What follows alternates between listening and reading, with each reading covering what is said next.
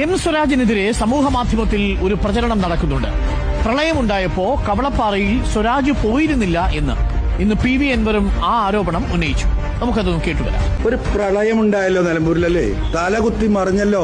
നിങ്ങൾ കണ്ടതാണല്ലോ. സ്വരാജിനെ നിങ്ങൾ ആരെയും കണ്ടിരുന്നോ? നിലമ്പൂർക്കാരന് പോത്തല്ലിൽ മുപ്പര പഞ്ചായത്തിലാ, അദ്ദേഹത്തിന്റെ പഞ്ചായത്തിലാ. ഒരു ഫോട്ടോയിൽ കാണിച്ചു തരാൻ പറ്റും, ഒറ്റ ഫോട്ടോയിൽ, ഒരു വീഡിയോയിൽ.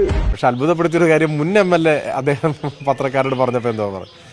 അതിലെനിക്ക് തോന്നുന്നത് ഇപ്പോഴത്തെ ഒരു പ്രത്യേക സാഹചര്യത്തിൽ അദ്ദേഹം ഒരു നിലവിട്ട് പറഞ്ഞപ്പോൾ ഓർമ്മക്കുറവ് കൊണ്ടോ മറ്റോ പറ്റിപ്പോയായിരിക്കുന്നു. കാരണം ഞാനത് അദ്ദേഹത്തോട് പരിഭവിക്കുന്നില്ല, എനിക്കതിന് ഒരു മറുപടി പറയണമെന്നുമില്ല. കാരണം പ്രളയം ഉണ്ടായപ്പോൾ അദ്ദേഹം അങ്ങനെ പറഞ്ഞു, പ്രളയം ഉണ്ടായത് 2019 ഇവിടെ. കേരളത്തിൽ മൊത്തത്തിൽ 2018 നമ്മുടെ കവളപ്പാറ ദുരന്തം ഉണ്ടായത് 2019.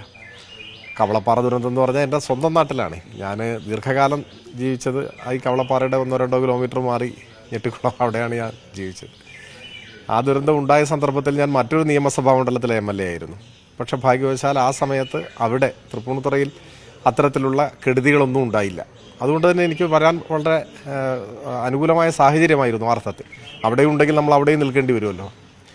അപ്പോൾ ഇവിടെ ആദ്യം എത്തിയത് ഞാനാണ്. ഇവിടെ അത് വളരെ സാഹസികമായിരുന്നു യാത്ര. മറ്റൊരവസരത്തിൽ നമുക്ക് വേണമെങ്കിൽ വളരെ സമയം വിശദീകരിക്കാവുന്ന അനുഭവങ്ങളുണ്ട്. ഇവിടെ ചന്തക്കുന്ന് കഴിഞ്ഞപ്പോൾ അന്ന് ഒരാൾ പൊക്കത്തിൽ വെള്ളമാണ് റോഡിൽ. അവിടെ ഞാനൊരു തോണിയിലാണ് കരിമ്പുഴയിലേക്ക് പോകുന്നത്, വെളിയന്തോട്. ഏതായാലും അതൊക്കെ പോട്ടെ, അതൊക്കെ പഴയ അനുഭവങ്ങളാണ്. ഈ ദുരന്ത മേഖലയിൽ പല ദിവസങ്ങളിലും ഞാനും മുൻ MLAയും ഒരു കുടക്കീഴിലായിരുന്നു. ഒരു കുടക്കീഴിലാണ് ഞങ്ങളുണ്ടായിരുന്നത്. അദ്ദേഹം അത് നവമാധ്യമങ്ങളിൽ അങ്ങനെ തന്നെ പോസ്റ്റ് ചെയ്യുകയും ചെയ്തു. ഞങ്ങൾ രണ്ടുപേരും ഈ മേഖലയിൽ എല്ലാം ഉണ്ടെന്ന് പറഞ്ഞു. അദ്ദേഹം മറന്നുപോയിരിക്കാനേ തരമുള്ളൂ. അപ്പോൾ മറവി നമുക്ക് പൊറുക്കാവുന്നതാണ്, അത്രയേ ഉള്ളൂ.